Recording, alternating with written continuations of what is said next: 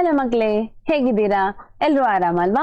Medha to score more YouTube ಚಾನಲ್ಗೆ ನಿಮ್ಮೆಲ್ಲರಿಗೆ ಸ್ವಾಗತ. ಇವತ್ತಿನ ತರಗತಿಯಲ್ಲಿ ನಾವು ಕಳೆದ ವಾರ ನಾವು ಒಂದು ಲೆಸನ್ ಮಾಡಿದ್ವಿ, 9ನೆಯ ತರಗತಿಯ ವಿಜ್ಞಾನ ಅಧ್ಯಾಯ 1 ನಮ್ಮ ಸುತ್ತಮುತ್ತಲಿನ ದ್ರವ್ಯಗಳು ಅಂತ ಹೇಳಿ. ಇವತ್ತು ನಾವು ಆ ಪಾಠದ ಪ್ರಶ್ನೋತ್ತರಗಳನ್ನ ಚರ್ಚೆ ಮಾಡ್ಲಿಕ್ಕಿದ್ದೇವೆ. ನಾನು ಇದರ PDF ಅನ್ನ ಡಿಸ್ಕ್ರಿಪ್ಷನ್ ಅಲ್ಲಿ ಮತ್ತೆ ಹಾಕ್ತೇನೆ, ನಿಮ್ಗೆ ಡೌನ್ಲೋಡ್ ಮಾಡಿಕೊಳ್ಬಹುದು, ನೋಡಿಕೊಂಡು ಕುತ್ಕೊಂಡು ನೋಡಿಕೊಂಡು ಬರೀಬಹುದು. ಮತ್ತೆ ಈಗ ನಾವು ಒಮ್ಮೆ ಜಸ್ಟ್ ಡಿಸ್ಕಷನ್ ಮಾಡುವ ಕ್ವೆಶ್ಚನ್ ಮತ್ತು ಆನ್ಸರ್ ಹೇಗಿದೆ ಅಂತ ಹೇಳಿ. ಇಲ್ಲಿ ಇರುವಂತಹ ಎಲ್ಲಾ ಇಂಟೆಕ್ಸ್ಟ್ ಕ್ವೆಶ್ಚನ್ ಗಳನ್ನ ಹಾಕಿದ್ದೇನೆ, ಹಾಗೆ ಅಭ್ಯಾಸದ ಪ್ರಶ್ನೋತ್ತರಗಳು ಕೂಡ ಇದೆ. ಓಕೆ, ಸೊ ಎಕ್ಸ್ಟ್ರಾ ಬೇಕಾದ್ರೆ ನೀವು ವಿಡಿಯೋವನ್ನ ನೋಡಿ, ಈ ಲೆಸನ್ ವಿಡಿಯೋ ಏನಿದೆ ಅದನ್ನ ನೋಡಿ ಅರ್ಥ ಮಾಡಿಕೊಳ್ಳಿ ಕಾನ್ಸೆಪ್ಟ್ ಅನ್ನ, ನಿಮಗೆ ಮತ್ತೆ ಈಸಿಯಾಗಿ ಬರಿಬಹುದು. ಯಾವ ಪ್ರಶ್ನೆ ಕೇಳಿದ್ರು ಕೂಡ ಅದರಲ್ಲಿ ನಾನು ಸಣ್ಣದು ಗುಪ್ತೋಷ್ಣ ಎಂದರೇನು, ದ್ರವನ ಬಿಂದು ಎಂದರೇನು, ವಿಸರಣೆ ಎಂದರೇನು ಅಂತಹ ಸಣ್ಣ ಪ್ರಶ್ನೆಗಳಿಗೆ ನಾನು ಉತ್ತರವನ್ನ ಈ ಲೆಸನ್ ವಿವರಣೆ ಮಾಡುವಾಗ ಅದರ ವಿಡಿಯೋದಲ್ಲಿ ಹಾಕಿದ್ದೇನೆ. ಸೊ ಹಾಗಾಗಿ ನೀವು ಅದನ್ನೊಮ್ಮೆ ನೋಡಿಕೊಳ್ಳಿ, ಮತ್ತೆ ನೋಟ್ಸ್ ಅನ್ನ ಬರಿಬಹುದು ನಿಮಗೆ. ಓಕೆ ಓಕೆ, ಈಗ ಮೊದಲಿಗೆ ಯಾವುದು ಮೊದಲ ಪ್ರಶ್ನೆ, ಈ ಕೆಳಗಿನ ಯಾವುವು ದ್ರವ್ಯಗಳಾಗಿವೆ?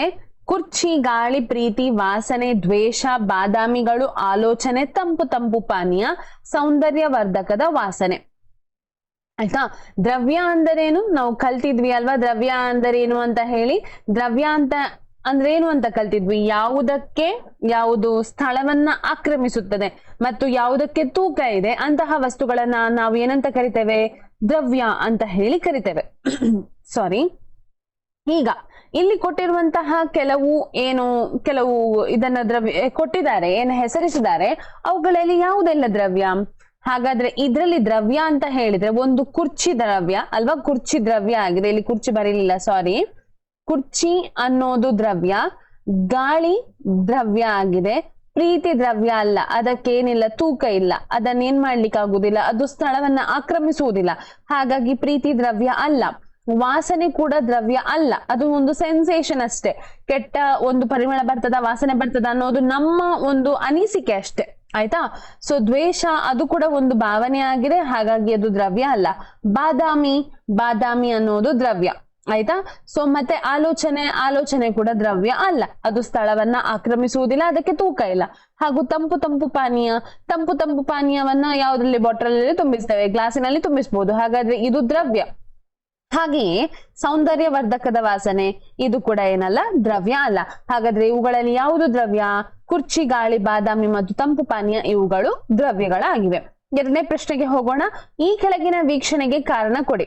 ನಿಮಗೆ ಬಹಳ ದೂರದಿಂದಲೇ ಬಿಸಿ ಆಹಾರದ ವಾಸನೆ ತಿಳಿಯುತ್ತದೆ, ಆದರೆ ತಂಪಾದ ಆಹಾರದ ವಾಸನೆಯನ್ನ ತಿಳಿಯಲು ನೀವು ಆಹಾರದ ಹತ್ತಿರ ಹೋಗಬೇಕು. ಯಾಕೆ ಹೇಳಿ ನೋಡೋಣ. ಹೆಚ್ಚು ಉಷ್ಣತೆ ಹೆಚ್ಚಾದಂತೆ ಆಹಾರದಲ್ಲಿರುವ, ಅಥವಾ ಆಹಾರ ಅಂತ ಹೇಳಿದ್ರೆ ಒಂದು ವಸ್ತು ಆಗಿರ್ತದೆ, ಆ ದ್ರವ್ಯದಲ್ಲಿರುವ ಕಣಗಳು ಹೆಚ್ಚಿನ ಚಲನ ಶಕ್ತಿಯನ್ನ ಹೊಂದಿದೆ. ಹೆಚ್ಚಿನ ಚಲನ ಶಕ್ತಿ ಹೊಂದಿದ ತಕ್ಷಣ ಅದು ಏನಾಗ್ತದೆ? ಅದು ವಿಸರಣೆಗೊಳ್ಳುವುದು ಹೆಚ್ಚಾಗ್ತದೆ. ಹಾಗಾಗಿ ಬಿಸಿ ಆಹಾರದ ವಾಸನೆ ಬೇಗ ತಿಳಿತದೆ, ತಂಪಾದ ಆಹಾರದ ವಾಸನೆ ನಮ್ಗೆ ತಿಳಿಬೇಕಾದ್ರೆ ನಾವೇನ್ ಮಾಡ್ಬೇಕು? ಅದ್ರ ಹತ್ತಿರ ಹೋಗ್ಬೇಕಾಗ್ತದೆ ಅಲ್ವಾ?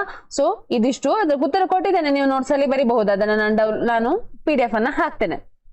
3ನೇದು, ಇದು ಈಜುಗಾರರು ಕೊಳದಲ್ಲಿ ನೀರನ್ನು ಈಜುಗಾರರು ಇದು ಆಯ್ತಾ, ಇದು ಅಲ್ಲ, ಈಜುಗಾರರು ಈಜುಕೊಳದಲ್ಲಿ ನೀರನ್ನ ಸೇರಿಕೊಂಡು ಧುಮುಕುತ್ತಾನೆ.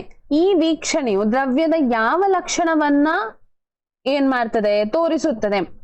ಇದೇನಾಗ್ತದೆ ಅಂತ ಹೇಳಿದ್ರೆ ಸೇರಿ ಅಲ್ಲ, ಸೀಳಿಕೊಂಡಾಗ್ಬೇಕು. ಮೋಸ್ಟ್ಲಿ ಸೀಳಿಕೊಂಡು ಕಟ್ ಮಾಡ್ತಾರಂತ ಹೇಳ್ತಾರಲ್ವಾ, ಹೀಗೆ ಎದುರಲ್ಲಿ ಹೀಗೆ ಹಿಡ್ದವ್ರ ಏನ್ ಮಾಡ್ತಾರೆ? ಧುಮುಕ್ತಾರೆ. ಈಗ ಒಬ್ಬ ವ್ಯಕ್ತಿ ಅಂತದವನ ಕೈಯನ್ನ ಹೀಗೆ ಹಿಡ್ದವನ್ ಧುಮುಕ್ತಾನೆ, ಇದು ನೀರಿಗೆ ಅಲ್ವಾ? ಅದನ್ನ ಹೇಳುದು ಸೀಳಿಕೊಂಡು ಅಂತ ಹೇಳಿ. ಸೊ ನೀರಿನಲ್ಲಿ ಅಣುಗಳ ನಡುವಿನ ಆಕರ್ಷಣೆ ಕಡಿಮೆ ಇರುತ್ತದೆ, ಹಾಗೆಯೇ ಅವುಗಳ ಆಂತರಿಕ ಕಣಗಳ ನಡುವಿನ ಅಂತರ ಕೂಡ ಕಡಿಮೆ ಇರ್ತದೆ. ಹಾಗಾಗಿ ಅವನು ಏನ್ ಮಾಡ್ಬೋದು? ನೀರನ್ನ ಸೀಳಿಕೊಂಡು ಏನ್ ಮಾಡ್ಬೋದು? ಧುಮುಕಬಹುದು. ಹಾಗೆ ಒಂದು ವೇಳೆ ಒಂದು ವಸ್ತು ಕಲ್ಲಿನ ಮೇಲೆ ಹಾಗೆ ಸೀಳಿಕೊಂಡು ಬೀಳ್ಲಿಕ್ಕೆ ಆಗ್ತದ? ಧುಮುಕ್ಲಿಕ್ಕೆ ಆಗ್ತದ? ಇಲ್ಲ, ಸಾಧ್ಯ ಇಲ್ಲ. ಯಾಕೆ ಹೇಳಿದ್ರೆ ಕಲ್ಲು ಅನ್ನೋದು ಘನ ವಸ್ತು ಅಲ್ವಾ? ಅದರಲ್ಲಿ ಇರುವಂತಹ ಕಣಗಳ ಆಕರ್ಷಣ ಬಲ ಏನಾಗಿರ್ತದೆ? ಹೆಚ್ಚಿರ್ತದೆ, ಮತ್ತು ಅದರ ನಡುವೆ ಅಂತರ ಕೂಡ ಇರುವುದಿಲ್ಲ. ಹಾಗಾಗಿ ಅದು ತುಂಬಾ ಗಟ್ಟಿಯಾಗಿರ್ತದೆ ಕಲ್ಲು. ಅದನ್ನ ಸೀಳಿಕೊಂಡು ನಮಗೆ ಏನ್ ಮಾಡ್ಲಿಕ್ಕೆ ಆಗುದಿಲ್ಲ? ಧುಮುಕ್ಲಿಕ್ಕೆ ಆಗುದಿಲ್ಲ. 4ನೇ ಪ್ರಶ್ನೆ, ದ್ರವ್ಯದ ಕಣಗಳ ಗುಣಲಕ್ಷಣಗಳು ಯಾವುವು? ಉತ್ತರ, ದ್ರವ್ಯದ ಕಣಗಳು ಪರಸ್ಪರ ಆಕರ್ಷಿಸುತ್ತವೆ, ದ್ರವ್ಯದ ಕಣಗಳು ನಿರಂತರವಾಗಿ ಚಲನೆಯಲ್ಲಿರುತ್ತದೆ, ದ್ರವ್ಯದ ಕಣಗಳ ಮಧ್ಯೆ ಖಾಲಿ ಸ್ಥಳಾವಕಾಶಗಳು ಕಂಡು ಬರುತ್ತದೆ. ಸ್ವಲ್ಪವ ಹೆಚ್ಚ, ಆದ್ರೆ ಖಾಲಿ ಸ್ಥಳಾವಕಾಶಗಳು ಏನಾಗಿರ್ತದೆ? ಕಂಡು ಬರುವುದಂತೂ ಸತ್ಯ. ಓಕೆ, ನೆಕ್ಸ್ಟ್ ಪ್ರಶ್ನೆಗೆ ಹೋಗೋಣ. 5ನೇ ಪ್ರಶ್ನೆ, ವಸ್ತುವಿನ ಏಕಮಾನ ಗಾತ್ರ ರಾಶಿಗಳ ಅನುಪಾತಕ್ಕೆ ಸಾಂದ್ರತೆ ಎನ್ನುವರು. ಈ ಕೆಳಗಿನವುಗಳನ್ನು ಅವುಗಳ ಸಾಂದ್ರತೆಯ ಏರಿಕೆ ಕ್ರಮದಲ್ಲಿ ಜೋಡಿಸಿ. ಗಾಳಿ, ಚಿಮಣಿಯ ನಿಷ್ಕಾಸ, ಜೇನು, ನೀರು, ಸೀಮೆಎಣ್ಣೆ, ಹತ್ತಿ, ಕಬ್ಬಿಣ. ಏನಾಗಿದೆ? ಏನ್ ಮಾಡ್ಬೇಕು? ಇವುಗಳನ್ನ ಅವುಗಳ ಸಾಂದ್ರತೆಯ ಏರಿಕೆ ಕ್ರಮದಲ್ಲಿ ಬರಿಬೇಕು. ಮೊದಲಿಗೆ ಗಾಳಿ. ಗಾಳಿ ಅನ್ನುವುದು ಏನಾಗಿದೆ? ಸಾಂದ್ರತೆ ಕಡಿಮೆ. ಯಾಕೆ? ಸಾಂದ್ರತೆ ಅಂದ್ರೇನು? ವಸ್ತುವಿನ ಗಾತ್ರ ಮತ್ತು ರಾಶಿ. ಗಾತ್ರ ಮತ್ತು ರಾಶಿ ಅಂದ್ರೇನು? ಆ ರಾಶಿ ಅಂತ ಹೇಳಿದ್ರೆ ಆ ವಸ್ತುವಿನಲ್ಲಿ ಎಷ್ಟು ಕಣಗಳು ಒತ್ತೊತ್ತಾಗಿ ಇದಿರ್ತದಲ್ವಾ, ಒತ್ತೊತ್ತಾಗಿ ಜೋಡಣೆಗೊಂಡಿದೆ ಅಲ್ವಾ, ಅದನ್ನೇ ಹೇಳುದು. ಸಾಂದ್ರತೆ ಹೆಚ್ಚು, ಘನಗಳ ಸಾಂದ್ರತೆ ಹೆಚ್ಚು. ಅದಕ್ಕಿಂತ ಸ್ವಲ್ಪ ಕಡಿಮೆ ಅಂತ ಹೇಳಿದ್ರೆ ದ್ರವ್ಯಗಳದ್ದು, ಅದಕ್ಕಿಂತ ದ್ರವಗಳದ್ದು, ಅದಕ್ಕಿಂತ ತುಂಬಾ ಕಡಿಮೆ ಅಂತ ಹೇಳಿದ್ರೆ ಅನಿಲದಾಗಿರ್ತದೆ. ಸೊ ಗಾಳಿ ಮೊದಲಿಗೆ ಬರ್ತದೆ, ಅದರಲ್ಲಿ ಸಾಂದ್ರತೆ ತುಂಬಾ ಕಡಿಮೆ. ಅನಂತರ ಚಿಮಣಿಯ ನಿಷ್ಕಾಸ, ನೀರು, ಜೇನು, ಸೀಮೆಎಣ್ಣೆ, ಹತ್ತಿ, ಕೊನೆಗೆ ಏನಾಗಿರ್ತದೆ? ಕಬ್ಬಿಣ. 6ನೇದು, ದ್ರವ್ಯದ ಸ್ಥಿತಿಗಳಲ್ಲಿನ ಗುಣಗಳ ವ್ಯತ್ಯಾಸಗಳನ್ನ ಕೋಷ್ಟಕದಲ್ಲಿ ಬರೆಯಿರಿ. ದ್ರವ್ಯದ ಸ್ಥಿತಿಗಳಲ್ಲಿನ ಗುಣಗಳು. ಮೊದಲಿಗೆ ನೋಡಿ, ಇದರಲ್ಲಿ 3 ದ್ರವ್ಯಗಳಲ್ಲಿ 3 ಸ್ಥಿತಿಗಳಿವೆ. ಒಂದು ಘನ, ದ್ರವ, ಅನಿಲ ಅನ್ನೋದು. ಈಗ ಘನದ ಬಗ್ಗೆ ನಾನು ಹೇಳ್ತಾ ಇದ್ದೇನೆ, ಆಯ್ತಾ? ಘನದ ಬಗ್ಗೆ ನೋಡಿ ಮಾತಾಡ್ತಾ ಇದ್ದೇನೆ. ಮೊದಲಿಗೆ ಘನ ವಸ್ತು, ಅದಕ್ಕೊಂದು ನಿರ್ದಿಷ್ಟ ಆಕೃತಿ ಇದೆ, ನಿರ್ದಿಷ್ಟ ಗಾತ್ರವಿದೆ, ಕಠಿಣತೆ ಮತ್ತು ಇದು ಕಠಿಣತೆ ಇದೆ ಅಲ್ವಾ? ಕಠಿಣತೆ ಇದೆ ಅಂತ ಹೇಳಿ ಕೂಡ ಬರಿಬಹುದು. ಇದು ಹರಿಯುವುದಿಲ್ಲ ಅಂದ್ರೆ ವಿಸರಣೆ ಮಾಡುವುದಿಲ್ಲ. ಘನ ವಸ್ತುವಿನ ಕಣಗಳ ನಡುವೆ ಅಂತರವಿರುವುದಿಲ್ಲ. ಹಾಗೆ ದ್ರವ ವಸ್ತು ನಿರ್ದಿಷ್ಟ ಆಕೃತಿ ಇರುವುದಿಲ್ಲ. ಇದು ಯಾವುದಕ್ಕೆ ನಾವು ಹಾಕ್ತೇವೆ ಅದರ ಆಕೃತಿಯನ್ನ ಪಡೆದುಕೊಳ್ತದೆ. ಇದಕ್ಕೆ ನಿರ್ದಿಷ್ಟ ಗಾತ್ರ ಇದೆ, ಆದ್ರೆ ಕಠಿಣತೆ ಇರುವುದಿಲ್ಲ. ದ್ರವಗಳು ಹರಿಯುತ್ತದೆ. ದ್ರವಗಳ ಕಣಗಳ ಮಧ್ಯೆ ಸ್ವಲ್ಪ ಖಾಲಿ ಸ್ಥಳಾವಕಾಶಗಳು ಕಂಡು ಬರುತ್ತದೆ. ಅದೇ ರೀತಿ ಅನಿಲ ಅಂತ ಆದ್ರೆ ಅನಿಲಕ್ಕೆ ಕೂಡ ಏನಾಗಿದೆ? ನಿರ್ದಿಷ್ಟ ಆಕೃತಿ ಇರುವುದಿಲ್ಲ, ಗಾತ್ರವಿರುವುದಿಲ್ಲ. ಅದಕ್ಕೆ ಅನಿಲಗಳು ಹರಿಯುತ್ತದೆ ಮತ್ತು ಕಠಿಣತೆ ಇರುವುದಿಲ್ಲ. ಅನಿಲಗಳ ಕಣಗಳ ಮಧ್ಯೆ ಖಾಲಿ ಸ್ಥಳಾವಕಾಶಗಳು ಏನಾಗ್ತದೆ? ಇರುತ್ತವೆ. ಸೊ ಇದು 4ನೇ ಪ್ರಶ್ನೆಗೆ ಉತ್ತರ. ಈಗ 6ನೇ ಪ್ರಶ್ನೆಗೆ ಉತ್ತರ. ಇನ್ನು 7ನೇ ಪ್ರಶ್ನೆಗೆ ಹೋಗೋಣ. ಈ ಕೆಳಗಿನವುಗಳನ್ನ ವ್ಯಾಖ್ಯಾನಿಸಿ.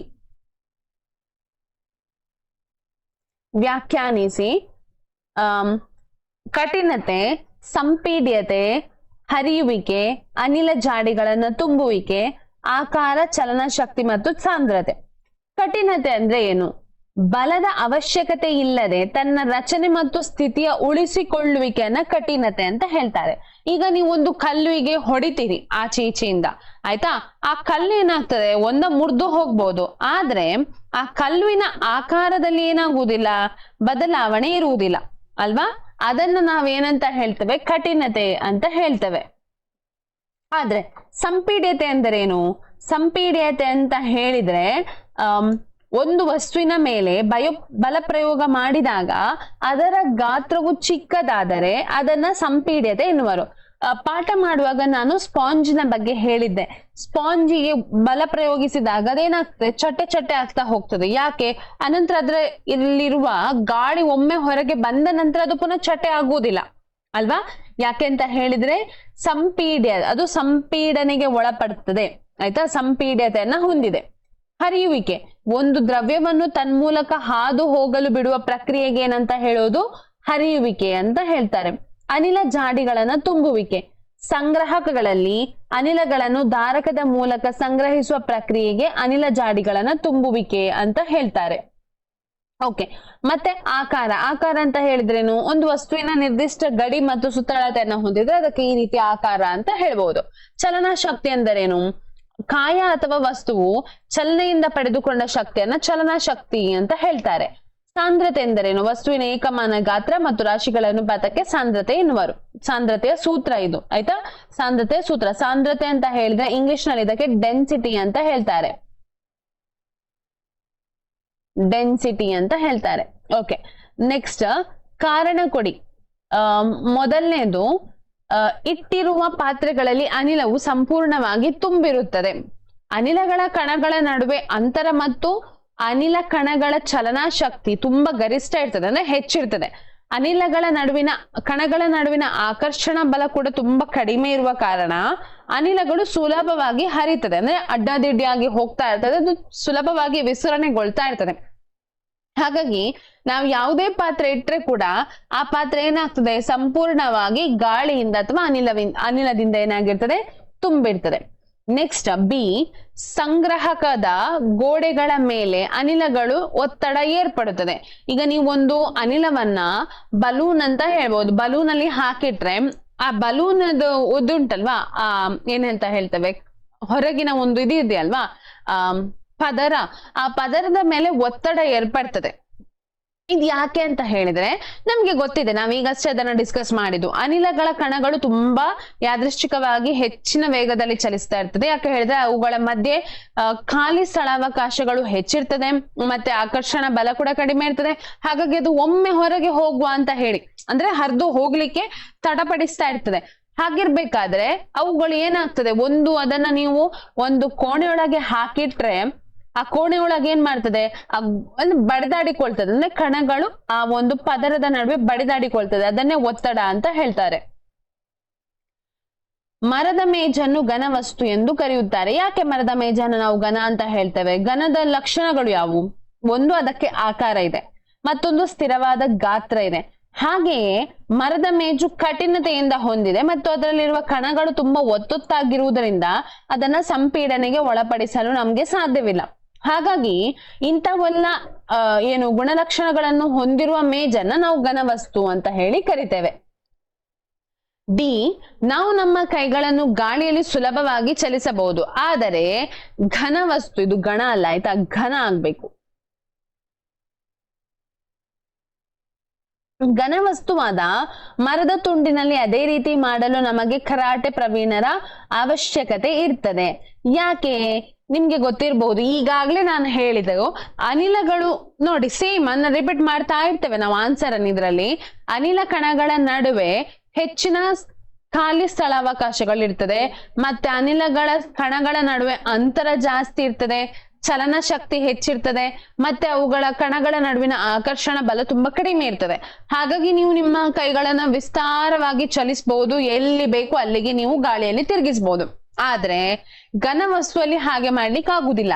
ಯಾಕೆ ಹೇಳಿದ್ರೆ ಘನ ವಸ್ತುವಿನ ಕಣಗಳೇನಿರ್ತದೆ ಅಲ್ವಾ, ಅದರಲ್ಲಿ ಏನಾಗ್ತದೆ ಅಂತ ಹೇಳಿದ್ರೆ ಅವುಗಳಲ್ಲಿ ತುಂಬಾ ಕಠಿಣತೆಯನ್ನು ಹೊಂದಿದೆ, ಮತ್ತೆ ಖಾಲಿ ಸ್ಥಳಾವಕಾಶ ಇರುವುದಿಲ್ಲ, ಮತ್ತೆ ಆಕರ್ಷಣ ಬಲ ಕೂಡ ಗರಿಷ್ಠವಾಗಿರುವ ಕಾರಣ ನಮಗೆ ಯಾವ್ದಾದ್ರು ಒಂದು ಘನ ವಸ್ತುವನ್ನು ನಾವು ಒಡಿಲಿಕ್ಕೆ ಕರಾಟೆ ಪ್ರವೀಣನ ಅವಶ್ಯಕತೆ ಇದೆ. ನೀವು ನೋಡಿರ್ಬೋದು, ಕರಾಟೆ ಮಾಡುವವರೆಲ್ಲ ಇದನ್ನಿಟ್ಟು ಹಂಚನ್ನಿಟ್ಟು ಅದನ್ನ ಒಡಿತಾರಲ್ವಾ, ಇಟ್ಟಿಗೆಗಳನ್ನಿಟ್ಟು ಒಡಿತಾರೆ. ಇದು ಅವರಿಗೆ ಮಾತ್ರ ಸಾಧ್ಯ, ನಮ್ಮಂತವರಿಗೆ ಅದನ್ನು ಮಾಡ್ಲಿಕ್ಕೆ ಸಾಧ್ಯ ಇಲ್ಲ. ನಂತರ 9ನೇ ಪ್ರಶ್ನೆಗೆ ಹೋಗೋಣ. ಘನಗಳಿಗೆ ಹೋಲಿಸಿದರೆ ಸಾಮಾನ್ಯವಾಗಿ ದ್ರವಗಳು ಕಡಿಮೆ ಸಾಂದ್ರತೆ ಹೊಂದಿದೆ, ಆದರೆ ಮಂಜುಗಡ್ಡೆಯು ನೀರಿನ ಮೇಲೆ ತೇಲುವುದನ್ನು ಗಮನಿಸಿದ್ದೇನೆ. ಏಕೆ? ಈಗ ನೋಡಿ, ಮಂಜುಗಡ್ಡೆ ಒಂದು ಘನ ವಸ್ತು ಹೌದಲ್ವಾ, ಆದ್ರೂ ಕೂಡ ಮಂಜುಗಡ್ಡೆಯನ್ನ ನೀವು ನೀರಿಗೆ ಹಾಕಿದ್ರೆ ಅದು ಮೇಲೆ ತೇಲ್ತಾ ಇರ್ತದೆ, ಅದು ಅಡಿಗೆ ಹೋಗಿ ನಿಲ್ಲುವುದಿಲ್ಲ. ಸಾಂದ್ರತೆ ಅಂದ್ರೇನು? ಸಾಂದ್ರತೆ, ಘನವಸ್ತುವಿಗೆ ಸಾಂದ್ರತೆ ಹೆಚ್ಚು ಅಂತ ಇದ್ದ ತಕ್ಷಣ ನಾವೇನ್ ಮಾಡ್ಬೇಕು, ಯಾವ್ದಾದ್ರು ಒಂದು ಘನವಸ್ತುವನ್ನು ನೀರಿಗೆ ಹಾಕಿದಾಗ ಅದು ಹೋಗಿ ನೀರಲ್ಲಿ ಮುಳುಗಬೇಕು. ಆದ್ರೆ ಇದು ಐಸ್ ಏನಾಗ್ತಾ ಇರ್ತದೆ, ತೇಲ್ತಾ ಇರ್ತದೆ. ಯಾಕೆ ಹೇಳಿದ್ರೆ ವಸ್ತುವಿನ ಏಕಮಾನ ಗಾತ್ರ ಮತ್ತು ರಾಶಿಗಳ ಅನುಪಾತಕ್ಕೆ ನಾವು ಏನಂತ ಕರಿತೇವೆ? ಸಾಂದ್ರತೆ ಅಂತ ಕರಿತೇವೆ. ವಸ್ತುವಿನ ಗಾತ್ರ ಹೆಚ್ಚಿದಂತೆ ಸಾಂದ್ರತೆಯು ಕಡಿಮೆ ಆಗ್ತಾ ಬರ್ತದೆ. ಮಂಜುಗಡ್ಡೆಯ ಘನವಸ್ತುವಾದರೂ ಮಂಜುಗಡ್ಡೆಯ ಕಣಗಳ ನಡುವೆ ಅತ್ಯಂತ ಹೆಚ್ಚಿನ ಖಾಲಿ ಸ್ಥಳಾವಕಾಶಗಳು ಕಂಡು ಬರ್ತದೆ. ಯಾಕೆ? ಮಂಜುಗಡ್ಡೆ ಆದದ್ದು ನೀರಿನ ನಡುವೆ ಖಾಲಿ ಸ್ಥಳಾವಕಾಶಗಳು ಹೆಚ್ಚಿರ್ತದೆ. ನೀರಿನ ಕಣಗಳ ನಡುವೆ ಇರುವ ಖಾಲಿ ಸ್ಥಳಾವಕಾಶಗಳು, ಇದು ಖಾಲಿ ನೋಡಿ, ಇಲ್ಲೊಂದು ಮಿಸ್ಟೇಕ್, ಇದು ಈಕ ಅಲ್ಲ, ಆಯ್ತಾ? ಖಾಲಿ ಸ್ಥಳಾವಕಾಶಗಳಿಗಿಂತ ಮಂಜುಗಡ್ಡೆಯ ಕಣಗಳ ನಡುವೆ ಇರುವ ಖಾಲಿ ಸ್ಥಳಾವಕಾಶಗಳು ಹೆಚ್ಚು. ಆದುದರಿಂದ ಮಂಜುಗಡ್ಡೆಯ ಸಾಂದ್ರತೆ ನೀರಿನ ಸಾಂದ್ರತೆಗಿಂತ ಕಡಿಮೆಯಾಗಿರುತ್ತದೆ. ಹಾಗಾಗಿ ಮಂಜುಗಡ್ಡೆ ಏನಾಗ್ತದೆ, ನೀರಿನ ಮೇಲೆ ತೇಲುತ್ತದೆ. ಮುಂದಕ್ಕೆ ಹೋಗೋಣ ನಾವು. ಈ ಕೆಳಗೆ ಕೊಟ್ಟಿರುವ ತಾಪಗಳನ್ನು ಸೆಲ್ಸಿಯಸ್ ಪದ್ಧತಿಗೆ ಪರಿವರ್ತಿಸಿ. ಸೆಲ್ಸಿಯಸ್ ಪದ್ಧತಿ ಅಂದ್ರೆ ಏನು? ಸೆಲ್ಸಿಯಸ್ ಅಂತ 3 ರೀತಿಯ ಪದ್ಧತಿಗಳಿವೆ. ಒಂದು ಫ್ಯಾರನ್ಹೀಟ್, ಸೆಲ್ಸಿಯಸ್ ಮತ್ತು ಕೆಲ್ವಿನ್ ಅನ್ನೋದು. ಈಗ ಕೆ ಅಂತ ಹೇಳಿದ್ರೆ ಕೆಲ್ವಿನ್, ಕೆಲ್ವಿನ್ ಅಲ್ಲಿ ಕೊಟ್ಟಿದ್ದಾರೆ. ಸೆಲ್ಸಿಯಸ್ ಅಲ್ಲಿ ನಾವೇನ್ ಮಾಡ್ಬೇಕು?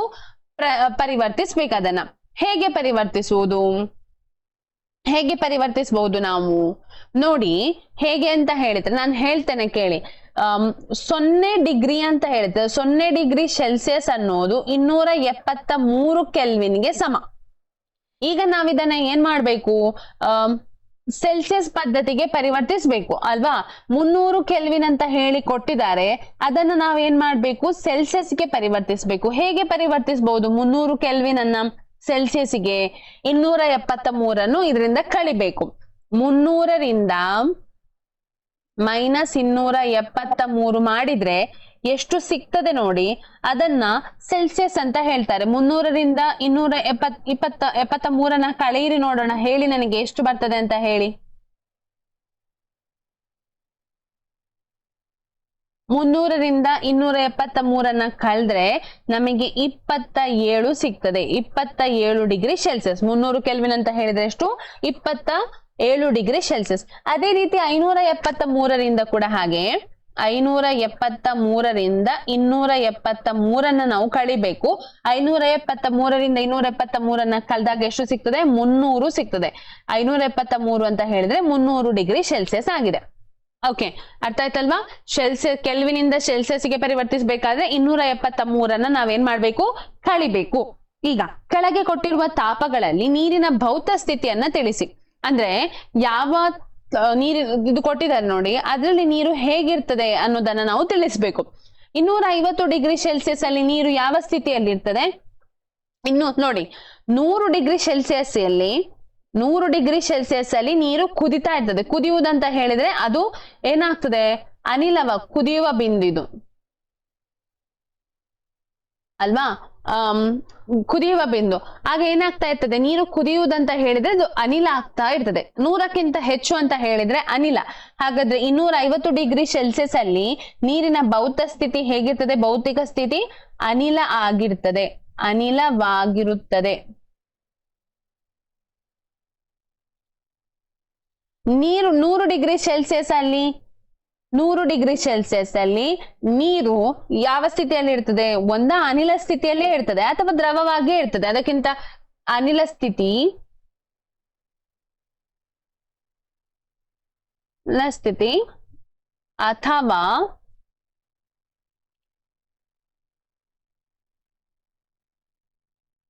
ಅಥವಾ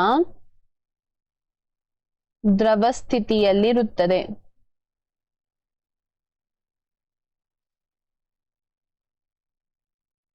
ಓಕೆ, ನೆಕ್ಸ್ಟ್ ಗೆ ಹೋಗೋಣ.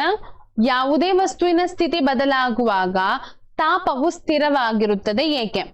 ಯಾವುದೇ ವಸ್ತುವಿನ ಸ್ಥಿತಿಯ ಬದಲಾವಣೆಯ ಸಮಯದಲ್ಲಿ ವಸ್ತುವಿಗೆ ಶಾಖವನ್ನು ಒದಗಿಸಿದಾಗ ಆ ವಸ್ತುವಿನ ಕಣಗಳು ಈ ಶಾಖವನ್ನ ತಮ್ಮ ನಡುವಿನ ಆಕರ್ಷಣ ಬಲವನ್ನ ಬಿಡಿಸಲು ಉಪಯೋಗಿಸಿಕೊಳ್ತದೆ. ಈ ಅವಧಿಯಲ್ಲಿ ತಾಪಮಾನವು ಸ್ಥಿರವಾಗಿರುತ್ತದೆ. ಈ ಹೆಚ್ಚುವರಿ ಶಾಖವನ್ನು ಅಣುಗಳು ಗುಪ್ತವಾಗಿರಿಸಿಕೊಳ್ಳುವುದರಿಂದ ಈ ಶಾಖವನ್ನು ವಸ್ತುವಿನ ಗುಪ್ತೋಷ್ಣ ಎನ್ನುವರು. ಅಂದ್ರೆ ನೋಡಿ, ಇಲ್ಲಿ ಒಂದು ಐಸ್ ಇದೆ. ಐಸನ್ನ ನನಗೀಗ ನೀರು ಮಾಡ್ಬೇಕು. ನೀವೇನ್ ಮಾಡ್ತಾ ಇದ್ದೀರಿ? ಇದನ್ನ ಕಾಯಿಸ್ತಾ ಇದ್ದೀರಿ. ಆಯ್ತಾ? ಕಾಯಿಸ್ತಾ ಇದ್ದೀರಿ.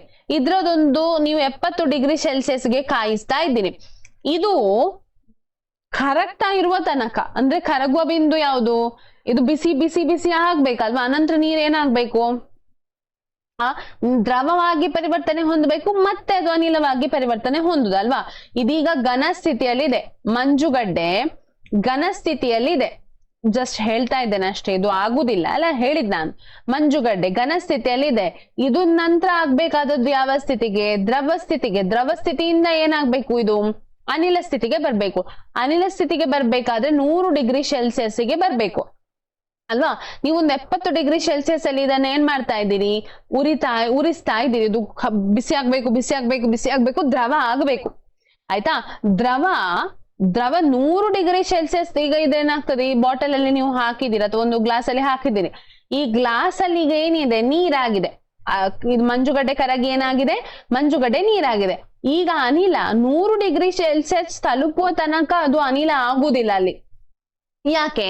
ಈ ಕಣಗಳೇನಿದೆ, ನೀರಿನಲ್ಲಿರುವ ಕಣಗಳೇನಿದೆ, ಅವುಗಳು ತನ್ನ ನಡುವಿನ ಆಕರ್ಷಣ ಬಲವನ್ನ ಬಿಡಿಸಿಕೊಳ್ಬೇಕು. ಅಂದ್ರೆ ಅದರಿಂದ ಮುಕ್ತರಾಗ್ಬೇಕು, ಆ ಬಂಧದಿಂದ ಮುಕ್ತರಾಗ್ಬೇಕು. ನೀವು ಸಣ್ಣದಿರುವಾಗ ಒಂದು ಗೇಮ್ ಆಟ ಆಡಿರ್ಬಹುದು. ಯಾವುದು ಗೊತ್ತಾ? ಹುಲಿ ಬಂತು ಹುಲಿ ಆಟ ಆಡಿದೀರಾ? ಮಧ್ಯದಲ್ಲಿ ಏನಿರ್ತದೆ, ಒಂದು ಮಕ್ಕಳೆಲ್ಲ ಕೈ ಕೈ ಜೋಡಿಸಿ ನೀವು ನಿಂತಿರ್ತೀರಿ. ಜಸ್ಟ್ ನಾನು ಎಕ್ಸಾಂಪಲ್ ಹೇಳ್ತೇನೆ ನೋಡಿ. ಮಕ್ಕಳೆಲ್ಲ ಕೈ ಕೈ ಜೋಡಿಸಿ ಒಬ್ಬರಿಗೊಬ್ಬರು ನಿಂತಿರ್ತೀರಿ. ಇಲ್ಲಿ ಮಧ್ಯದಲ್ಲಿ ಒಂದು ಇರುವ ಹುಡುಗಿ ದನ, ಆಯ್ತಾ? ಹುಡುಗಿ ಅಥವಾ ಹುಡುಗ. ಹೊರಗೆ ಇರುವವರು ಏನಾಗಿರ್ತದೆ, ಇದು ಹುಲಿ ಆಗಿರ್ತದೆ ಅಲ್ವಾ? ಹುಲಿ ಒಳಗೆ ಬರ್ಬೇಕಿದ್ರೆ ಅಥವಾ ತಪ್ಪಿ ಏನಾಗಿದೆ, ಈಗ ನಾನೊಂದು ಉಲ್ಟಾ ಹೇಳ್ತೇನೆ ಎಕ್ಸಾಂಪಲ್. ಇದೇನಾಗಿದೆ, ಹುಲಿ ಒಳಗಿದೆ, ದನ ಹೊರಗಿದೆ ಅಂತ ತಿಳ್ಕೊಳ್ಳೋ, ಆಯ್ತಾ? ದನ ಹೊರಗಿದೆ, ಹುಲಿ ಒಳಗಿದೆ.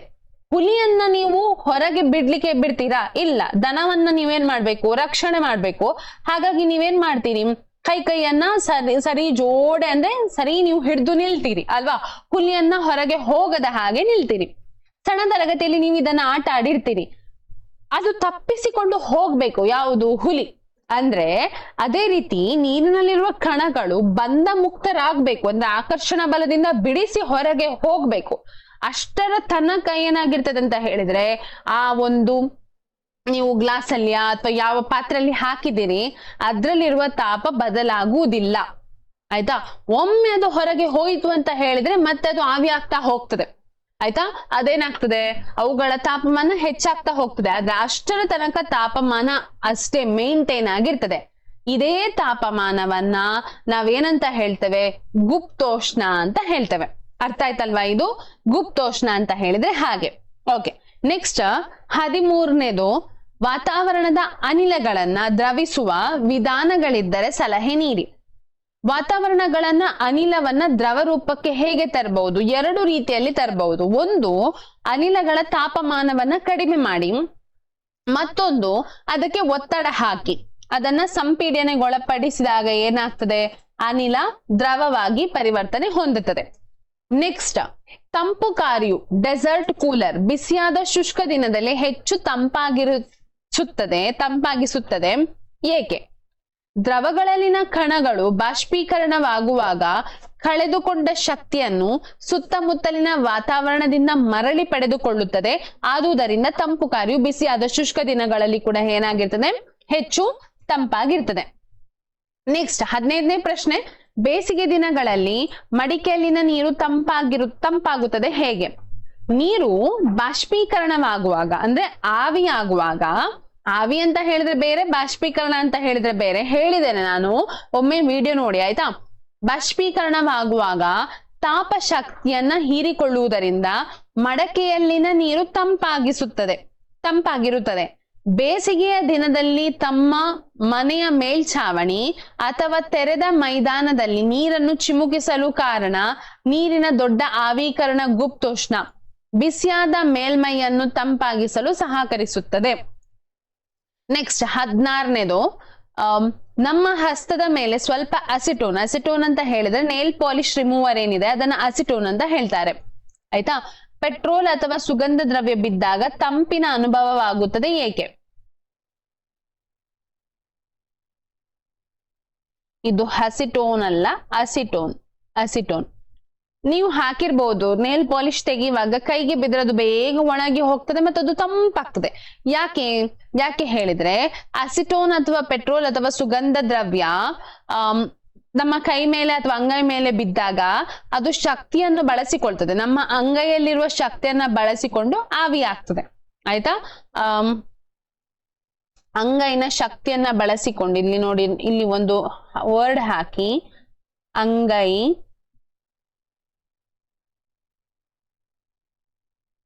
ಮೇಲಿನ ಶಕ್ತಿಯನ್ನ ಬಳಸಿಕೊಂಡು, ಅಂದ್ರೆ ನಮ್ಮ ದೇಹದ ಏನು ಟೆಂಪರೇಚರ್ ಏನಿದೆ, ತಾಪಮಾನವನ್ನ, ಅದನ್ನೇ ಶಕ್ತಿ ಅಂತ ಹೇಳಿದಿಲ್ಲಿ ಬಳಸಿಕೊಂಡು ಆವಿ ಆಗ್ತದೆ. ಓಕೆ, ನೆಕ್ಸ್ಟ್ ಗೆ ಹೋಗೋಣ. 17ನೇ ಪ್ರಶ್ನೆ, ನಾವು ಬಿಸಿಯಾದ ಚಹಾ ಮತ್ತು ಹಾಲನ್ನ ವೇಗವಾಗಿ ಹೀರಲು ತಟ್ಟೆಯಿಂದ ಸಾಧ್ಯವಾಗುತ್ತದೆ. ಆದರೆ ಲೋಟದಿಂದ ಸಾಧ್ಯವಾಗುವುದಿಲ್ಲ. ಬಿಸಿ ಇರುವಾಗ ಲೋಟದಲ್ಲಿ ಕುಡಿಯುವುದಕ್ಕಿಂತ ನಾವು ಏನ್ ಮಾಡ್ತೇವೆ, ತಟ್ಟೆಗೆ ಹಾಕಿ ಕುಡಿತೇವೆ. ಯಾಕೆ ಹೇಳಿದ್ರೆ ತಟ್ಟೆಯ ಮೇಲ್ಮೈ ವಿಸ್ತೀರ್ಣ ಹೆಚ್ಚಿರ್ತದೆ, ಲೋಟದ ಮೇಲ್ಮೈ ವಿಸ್ತೀರ್ಣಕ್ಕಿಂತ ಹೆಚ್ಚಿರ್ತದೆ. ಹಾಗಾಗಿ ಗಾಳಿ ಬೇಗ ಬಂದು ಅದನ್ನ ತಟ್ಟೆಯನ್ನು ಆವರಿಸಿಕೊಳ್ಳುವ ಕಾರಣ ಅದು ಏನಾಗ್ತದೆ, ಮತ್ತೆ ಬಾಷ್ಪೀಕರಣ ಕೂಡ ಬೇಗ ಆಗ್ತದೆ.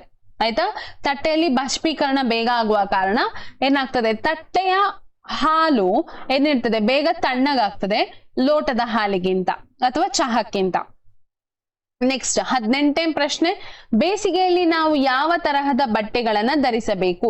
ಬೇಸಿಗೆಯಲ್ಲಿ ನಾವು ಹತ್ತಿಯ ಬಟ್ಟೆಗಳನ್ನ ಧರಿಸಬೇಕು. ಯಾಕೆ ಅಂತ ಹೇಳಿದ್ದೇನೆ, ವಿಡಿಯೋ ನೋಡಿಕೊಳ್ಳಿ ಡೌಟ್ ಇದ್ರೆ. ಓಕೆ, ನೆಕ್ಸ್ಟ್ ಅಭ್ಯಾಸದ ಪ್ರಶ್ನೋತ್ತರಗಳು. ಈ ಕೆಳಗಿನ ತಾಪಗಳನ್ನ ಸೆಲ್ಸಿಯಸ್ ಅಳತೆಗೆ ಪರಿವರ್ತಿಸಿ. ಏನ್ ಮಾಡ್ಬೇಕು, ಅದನ್ನ ಸೆಲ್ಸಿಯಸ್ಗೆ ಮಾಡ್ಬೇಕು. ಆಗ್ಲೇ ನಾವು ಮಾಡಿದ್ದೇವೆ, ಈಗ ಇನ್ನೊಮ್ಮೆ ಕೊಟ್ಟಿದ್ದಾರೆ ನೋಡಿ ಮಾಡುವ. 293 ಕೆಲ್ವಿನ್ ಇದೆ, ಇದನ್ನ ಸೆಲ್ಸಿಯಸ್ಗೆ ಮಾಡ್ಬೇಕಾದ್ರೆ 273 ಇದರಿಂದ ಕಳಿಬೇಕು. ಸೊ ಎಷ್ಟು ಬರ್ತದೆ, 20 ಬರ್ತದೆ, 20 ಡಿಗ್ರಿ ಸೆಲ್ಸಿಯಸ್. 470ರಿಂದ 273 ಕಳಿಬೇಕು. ಕಳೀರಿ ನೋಡೋಣ ಎಷ್ಟು ಬರ್ತದೆ. 470ರಿಂದ 273 ಕಳಿಯುವುದು. ಇಲ್ಲಿ 6, ಇಲ್ಲಿ 1, 10ರಿಂದ 3 ತೆಗೆದ್ರೆ 7, 6ರಿಂದ ಆಗುದಿಲ್ಲ, ಇಲ್ಲಿ 3 ಉಳಿತದೆ, 16. 16ರಿಂದ 7 ತೆಗೆದ್ರೆ ಎಷ್ಟಾಗ್ತದೆ, 9 ಅಲ್ವಾ, 9 ಉಳಿತದೆ, ಮತ್ತೆ ಇಲ್ಲಿ 1. So 197 degree Celsius. ಈ ಕೆಳಗಿನ ತಾಪಗಳನ್ನ ಕೆಲ್ವಿನ್ ಅಳತೆಗೆ ಪರಿವರ್ತಿಸಿ. ಕೆಲ್ವಿನ್ಗೆ ಸೆಲ್ಸಿಯಸ್ ಅಲ್ಲಿ ಕೊಟ್ಟಿದ್ದಾರೆ, ಕೆಲ್ವಿನ್ಗೆ ಮಾಡ್ಬೇಕು. ಈಗ ಏನ್ ಮಾಡ್ಬೇಕು, ಆಗ ಕಳೆದ್ವಿ, ಈಗ ನಾವೇನ್ ಮಾಡ್ಬೇಕು, ಕೂಡಿಸ್ಬೇಕು. 25 ಡಿಗ್ರಿ ಸೆಲ್ಸಿಯಸ್ ಪ್ಲಸ್ 273, 25ಕ್ಕೆ 73ಕ್ಕೆ 25 ಸೇರಿಸಿದ್ರೆ 298 ಕೆಲ್ವಿನ್ ಆಗ್ತದೆ. ಅದೇ ರೀತಿ 373ಕ್ಕೆ 223 ಕೂಡಿಸಿ, 3 3 6, 7 7 14, 1 ಉಳಿಯಿತು, 5 6, 646 ಕೆಲ್ವಿನ್. ಇದು ನೆಕ್ಸ್ಟ್ ಪ್ರಶ್ನೆ, ಅಭ್ಯಾಸದ ಪ್ರಶ್ನೋತ್ತರಗಳು ಇವುಗಳು. ಕೆಳಗಿನ ವೀಕ್ಷಣೆಗಳಿಗೆ ಕಾರಣ ಕೊಡಿ. ಸಮಯ ಕಳೆದಂತೆ ನ್ಯಾಫ್ತಲಿನ್ ಗುಳಿಗೆಗಳು ವಿಶೇಷವಾಗಿ ಮಾಯವಾಗುತ್ತದೆ. ಯಾಕೆ? ನೀವು ನ್ಯಾಫ್ತಲಿನ್ ಅಂತ ಹೇಳಿದ್ರೆ ಮನೆಯಲ್ಲಿ ಅದಕ್ಕೆ ಬೇರೆ ಏನ್ ಹೇಳ್ತಾರೆ ಗೊತ್ತಿಲ್ಲ ನನಗೆ. ಮನೆಯಲ್ಲಿ ಬಟ್ಟೆಗಳ ನಡುವೆ ಒಂದು ವೈಟ್ ಕಲರ್ ಒಂದು ಇಡ್ತಾರಲ್ವಾ, ಪರಿಮಳ ಬರ್ಬೇಕು ಅಂತ ಹೇಳಿ, ಮಳೆಗಾಲದಲ್ಲೆಲ್ಲ ಜಾಸ್ತಿ ಇಡ್ತಾರೆ. ಸೊ ಅದನ್ನ ನ್ಯಾಫ್ತಲಿನ್ ಗುಳಿಗೆಗಳು ಅಂತ ಹೇಳ್ತೇವೆ. ಕೆಲವು ಘನ ವಸ್ತುಗಳು ನೇರವಾಗಿ ಅನಿಲ ಸ್ಥಿತಿಗೆ ಬದಲಾಗುವ ಪ್ರಕ್ರಿಯೆಗೆ ಒಳಪಡುತ್ತೆ. ಇಂತಹ ಕ್ರಿಯೆಯನ್ನು ಉತ್ಪತನ ಎನ್ನುವರು. ನ್ಯಾಫ್ತಲಿನ್ ಗುಳಿಗೆ ಕೂಡ ಘನ ವಸ್ತುವಾಗಿದ್ದು ಇದು ನೇರವಾಗಿ ಅನಿಲ ವಸ್ತುವಾಗಿ ಮಾರ್ಪಡುತ್ತದೆ. ನಾವು ಹಲವಾರು ಮೀಟರ್ ದೂರದಲ್ಲಿ ಕುಳಿತಿದ್ದರೂ ಸುಗಂಧ ದ್ರವ್ಯದ ವಾಸನೆಯನ್ನ ಗ್ರಹಿಸ್ತೇವೆ. ಯಾಕೆ? ನಿಮ್ಮ ಮನೆಯಲ್ಲಿ ಯಾರೋ ಒಬ್ರು ಒಳಗೆ ರೂಮ್ ಅಲ್ಲಿ ಏನ್ ಹಾಕ್ತಾರೆ, ಸೆಂಟ್ ಹಾಕ್ತಾರೆ, ಅದ್ರ ಹೊರಗೆ ಕೂಡ ಅದ್ರ ಸ್ಮೆಲ್ ಬರ್ತದೆ. ಯಾಕೆ ಅಂತ ಹೇಳಿದ್ರೆ ಅನಿಲಗಳ ನಡುವೆ ಸಾಕಷ್ಟು ಸ್ಥಳಾವಕಾಶ ಇರ್ತದೆ ಮತ್ತು ಅವುಗಳು ಸುಲಭವಾಗಿ ವಿಸರಣೆಗೊಳ್ಳುವ ಕಾರಣದಿಂದಾಗಿ ನಾವೇನ್ ಮಾಡ್ತೇವೆ ಅಂದ್ರೆ ಸುಗಂಧ ದ್ರವ್ಯದ ಪರಿಮಳ ಬೇಗ ಬರ್ತದೆ. ಓಕೆ, ನಾಲ್ಕನೇದು ಕಣಗಳ ನಡುವಿನ ಆಕರ್ಷಣ ಬಲದ ಏರಿಕೆ ಕ್ರಮವನ್ನ ಈ ಕೆಳಗಿನ ವಸ್ತುಗಳನ್ನ ಜೋಡಿಸಿ. ಅಂದ್ರೆ ನೀರು, ಸಕ್ಕರೆ, ಆಕ್ಸಿಜನ್. ಕಣಗಳ ನಡುವಿನ ಆಕರ್ಷಣ ಬಲ ಹೆಚ್ಚಾಗಿರುವುದು ಯಾವುದ್ರಲ್ಲಿ? ಘನವಸ್ತುವಿನಲ್ಲಿ. ಸ್ವಲ್ಪ ಕಡಿಮೆ ಇರುವುದು ದ್ರವ ವಸ್ತುವಿನಲ್ಲಿ. ಅದಕ್ಕಿಂತ ಕಡಿಮೆ ಇರುವುದು ಯಾವುದ್ರಲ್ಲಿ? ಅನಿಲದಲ್ಲಿ. ಹಾಗಾಗಿ ಕಡಿಮೆ ಅಂತ ಹೇಳಿ ಆಕ್ಸಿಜನ್ ಅನಿಲ ಆಗಿರ್ತದೆ, ಆಯ್ತಾ. ನೀರು ಸ್ವಲ್ಪ ದ್ರವ ಆಗಿರ್ತದೆ, ಸ್ವಲ್ಪ ಹೆಚ್ಚು ಉಂಟು, ಮತ್ತೆ ಸಕ್ಕರೆಯಲ್ಲಿ ಅತಿ ಹೆಚ್ಚು ಇದೆ. ಈ ಕೆಳಗಿನ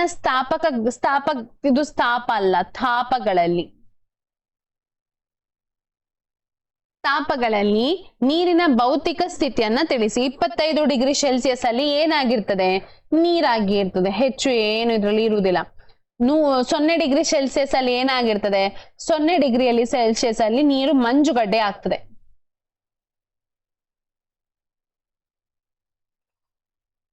100 ಡಿಗ್ರಿ ಸೆಲ್ಸಿಯಸ್ ಅಲ್ಲಿ ಇದೇನಾಗ್ತದೆ ಅಂತ ಹೇಳಿದ್ರೆ ಅನಿಲ ಸ್ಥಿತಿಗೆ ಬರ್ತದೆ. ಓಕೆ, ಮುಂದಕ್ಕೆ ಹೋಗೋಣ. 6ನೇದು, ಈ ಕೆಳಗಿನವುಗಳನ್ನು 2 ಕಾರಣಗಳೊಂದಿಗೆ ಸಮರ್ಥಿಸಿ. ಕೊಠಡಿಯ ಉಷ್ಣತೆಯಲ್ಲಿ ನೀರು ದ್ರವವಾಗಿರ್ತದೆ. ಯಾಕೆ ಹೇಳಿದ್ರೆ ನಮ್ಗೆ ಗೊತ್ತಿದೆ, ನೀರು ಘನ ಆಗುದು ಅಂದ್ರೆ ಮಂಜುಗಡ್ಡೆ ಆಗುದು 0 ಡಿಗ್ರಿ ಸೆಲ್ಸಿಯಸ್ ಅಲ್ಲಿ ಮತ್ತು ಅನಿಲ ಆಗುದು 100 ಡಿಗ್ರಿ ಸೆಲ್ಸಿಯಸ್ ಅಲ್ಲಿ. ಕೊಠಡಿಯ ತಾಪಮಾನ ಯಾವಾಗ್ಲೂ ಇದರ ನಡುವಿನಲ್ಲಿ ಇರ್ತದೆ. ಹಾಗಾಗಿ ಆ ಸ್ಥಿತಿಯಲ್ಲಿ ನೀರಾಗಿಯೇ ಇರ್ತದೆ, ಅಂದ್ರೆ ದ್ರವವಾಗಿ ಇರ್ತದೆ. ಕಬ್ಬಿಣದ ಬೀರು ಕೊಠಡಿಯ ಉಷ್ಣತೆಯಲ್ಲಿ ಘನ ರೂಪದಲ್ಲಿ ಇರ್ತದೆ. ಕಬ್ಬಿಣದ ದ್ರವನ ಬಿಂದು ಅಂದ್ರೆ ಕರಗ್ತದಲ್ವಾ, ಕಬ್ಬಿಣ ಕರಗ್ತದಲ್ವಾ, ಅಂದ್ರೆ ನೀರಿನ ತರ ಮೆಲ್ಟ್ ಆಗುವುದು, ಮೆಲ್ಟಿಂಗ್ ಪಾಯಿಂಟ್ ಅಂತ ಏನ್ ಹೇಳ್ತೇವೆ, ಅದು ಹೆಚ್ಚಾಗಿರ್ತದೆ. ಆಯ್ತಾ, ಅದು 1538 ದ್ರವನ ಬಿಂದು ಏನಾಗಿರ್ತದೆ, 1538 ಡಿಗ್ರಿ ಸೆಲ್ಸಿಯಸ್. ಅಷ್ಟಕ್ಕೆ ನಾವೇನ್ ಮಾಡ್ಬೇಕು, ಕಬ್ಬಿಣವನ್ನ ಕಾಯಿಸ್ಬೇಕು. ಯಾವಾಗ್ಲೂ ಕೊಠಡಿಯ ಉಷ್ಣತೆ ಅಷ್ಟು ಹೋಗುದಿಲ್ಲ, ಅಷ್ಟು ಅಂದ್ರೆ ನಾವು ಸಾಯ್ತೇವೆ ಅಲ್ವಾ, ಅಷ್ಟು ಹೋಗುದಿಲ್ಲ. ಹಾಗಾಗಿ ಕಬ್ಬಿಣದ ಬೀರು ಏನಾಗಿರ್ತದೆ, ಘನ ಸ್ಥಿತಿಯಲ್ಲಿ ಇರ್ತದೆ ಅಂತ ಆ ಸ್ಥಿತಿಯಲ್ಲಿ. ಓಕೆ, 7ನೇ ಪ್ರಶ್ನೆಗೆ ಹೋಗೋಣ. 273 ಕೆಲ್ವಿನ್ ನಲ್ಲಿ ಮಂಜುಗಡ್ಡೆಯು ತಂಪು ಕಾರಕ ಪರಿಣಾಮವು ಅದೇ ತಾಪದಲ್ಲಿನ ನೀರಿಗೆ ಇರುವುದಿಲ್ಲ, ಯಾಕೆ? ಮಂಜುಗಡ್ಡೆಯು ಶಾಖವನ್ನ ಹೀರಿಕೊಂಡು ಅದರ ತಾಪದಲ್ಲಿ ಯಾವುದೇ ಬದಲಾವಣೆ ಹೊಂದದೆ ಉಷ್ಣವನ್ನ ಗುಪ್ತವಾಗಿರಿಸಿಕೊಂಡಿರುತ್ತದೆ. ಈ ಉಷ್ಣವನ್ನ ಗುಪ್ತೋಷ್ಣ ಅಂತ ಹೇಳ್ತಾರೆ. 273 ಕೆಲ್ವಿನ್ ಮಾಧ್ಯಮದ ಗುಪ್ತೋಷ್ಣವು ಉಷ್ಣತೆಯೊಂದಿಗೆ ನೀರಾಗಲು ಅವಕಾಶವಿರುವುದಿಲ್ಲ. ಅಂದ್ರೆ ಆ ಉಷ್ಣತೆಯಲ್ಲಿರುವ ಮಂಜುಗಡ್ಡೆ ಏನಿರ್ತದೆ ಅದು ನೀರಾಗಲು ಅವಕಾಶ ಇರುವುದಿಲ್ಲ. ಆದ್ದರಿಂದ ಆ ಪರಿಣಾಮದಲ್ಲಿ ಅದೇನಾಗುದಿಲ್ಲ, ಬೇರೆ ಒಂದು ಮಾಧ್ಯಮದಿಂದ ತಾಪವನ್ನ ಹೀರಿಕೊಳ್ಳಿಕ್ಕೆ ಸಾಧ್ಯ ಆಗುದಿಲ್ಲ. ಅದು ಅದರದೇ ತಾಪಮಾನದಲ್ಲಿ ಅದು ಉರಿತಾ ಇರುವ ಕಾರಣ ಏನಾಗ್ತದೆ ಅಂದ್ರೆ 0 ಡಿಗ್ರಿ ಸೆಲ್ಸಿಯಸ್ ಅಲ್ಲಿ ಇರುವ ಕಾರಣ ಅದೇನಾಗುದಿಲ್ಲ, ಇನ್ನು ಬೇರೆ ಕಡೆಯಿಂದ ಇನ್ನೊಂದು ಮಾಧ್ಯಮದಿಂದ ಉಷ್ಣತೆಯನ್ನ ಹೀರಿಕೊಳ್ಳಿಕ್ಕೆ ಅದಕ್ಕೆ ಸಾಧ್ಯ ಇರುವುದಿಲ್ಲ. ಹಾಗಾಗಿ ಅದೇನಾಗುದಿಲ್ಲ, ನೀರು ಅಂದ್ರೆ ನೀರುಗೀರು ಆ ರೀತಿ ಆಗುದಿಲ್ಲ ಚೇಂಜ್ ಮಾಡ್ಲಿಕ್ಕೆ ಅದರ ಸ್ಥಿತಿಯನ್ನು ಅಂತ ಹೇಳಿ. ಓಕೆ, ನೆಕ್ಸ್ಟ್ ಕೊನೆಯ 2 ಪ್ರಶ್ನೆಗಳು. ಕುದಿಯುವ ನೀರು ಮತ್ತು ಹಬೆ ಇವುಗಳಲ್ಲಿ ಯಾವುದು ತೀವ್ರವಾದ ಸುಟ್ಟ ಗಾಯಗಳನ್ನ ಉಂಟು ಮಾಡ್ತದೆ? ಹಬೆ. ಯಾಕೆ ಹೇಳಿದ್ರೆ ಹಬೆಯಲ್ಲಿ ನೀರಿಗಿಂತ ಹೆಚ್ಚಿನ ಶಕ್ತಿ ಇರ್ತದೆ, ಗುಪ್ತೋಷ್ಣವು ಹೆಚ್ಚಿರುತ್ತದೆ ಮತ್ತು ಅವುಗಳು ಏನಾಗಿರ್ತದೆ, ಅವುಗಳು ಕಣಗಳು ಕೂಡ ತುಂಬಾ ಚಲಿಸ್ತಾ ಇರುವ ಕಾರಣ ಸುಟ್ಟ ಗಾಯಗಳು ಹೆಚ್ಚು ತಾಗ್ತದೆ ಅಂತ ಹೇಳ್ತಾರೆ. ಈ ಕೆಳಗಿನ ಚಿತ್ರದಲ್ಲಿ ದ್ರವ್ಯದ ಸ್ಥಿತಿಗಳ ಬದಲಾವಣೆಗಳನ್ನ ತೋರಿಸಲಾಗಿದೆ. ಚಿತ್ರದಲ್ಲಿ ABCDE ಮತ್ತು F ಗಳನ್ನ ಹೆಸರಿಸಿ. ನೋಡಿ, ಪಾಠ ಪುಸ್ತಕದಲ್ಲಿ ಇರುವುದು ಎ ಅಂತ ಹೇಳಿದ್ರೆ ಘನ, ದ್ರವ, ಅನಿಲ. ಎ ಇಂದ ನೋಡಿ, ಘನದಿಂದ ದ್ರವ ಆಗುವುದನ್ನ ಏನಂತ ಹೇಳುದು, ದ್ರವೀಕರಣ ಅಂತ ಹೇಳ್ತಾರೆ. ಎ. ದ್ರವದಿಂದ ಅನಿಲವಾಗುವುದನ್ನ ಬಾಷ್ಪೀಕರಣ ಅಂತ ಹೇಳ್ತಾರೆ. ಆಯ್ತಾ, ಆನಂತರ ಸಿ, ಅನಿಲದಿಂದ ದ್ರವ ಆಗುವುದನ್ನ ಸಾಂದ್ರೀಕರಣ ಅಂತ ಹೇಳ್ತಾರೆ. ಅದೇ ದ್ರವದಿಂದ ಪುನಃ ಘನ ಆಗುವುದನ್ನ ಘನೀಕರಣ ಅಂತ ಹೇಳ್ತಾರೆ. ಘನೀಕರಣ ಐಸ್ ಆಗ್ತದಲ್ವಾ ಅದು. ಅನಂತರ ಘನದಿಂದ ಡೈರೆಕ್ಟ್ ಆಗಿ ಅನಿಲ ಆಗುವುದನ್ನ ಉತ್ಪತನ, ಅಥವಾ ಅನಿಲದಿಂದ ಡೈರೆಕ್ಟ್ ಆಗಿ ಘನ ಆಗುವುದನ್ನು ಕೂಡ ಏನಂತ ಹೇಳ್ತೇವೆ, ಉತ್ಪತನ ಅಂತ ಹೇಳ್ತೇವೆ. ಸೊ ಇವಿಷ್ಟು ಯಾವ ಪಾಠದ ಪ್ರಶ್ನೋತ್ತರಗಳು? ಮೊದಲ ಪಾಠ ನಮ್ಮ ಸುತ್ತಮುತ್ತಲಿನ ದ್ರವ್ಯಗಳು. ಈ ಪಾಠದ ಪ್ರಶ್ನೋತ್ತರಗಳು. ಏನಾದ್ರೂ ಹೆಚ್ಚಿನ ಡೌಟ್ ಇದ್ರೆ ಕಮೆಂಟ್ ಬಾಕ್ಸ್ ನಲ್ಲಿ ಕೇಳಿ ಆನ್ಸರ್ ಮಾಡುವ. ಸೊ ವಿಡಿಯೋ ಇಷ್ಟ ಆಗಿದ್ರೆ ಲೈಕ್ ಮಾಡಿ, ಶೇರ್ ಮಾಡಿ ಮತ್ತು ಚಾನೆಲ್ ಅನ್ನ ಸಬ್ಸ್ಕ್ರೈಬ್ ಮಾಡಿ ಅಂತ ಹೇಳ್ತಾ ಎಲ್ಲರಿಗೂ ಧನ್ಯವಾದಗಳು.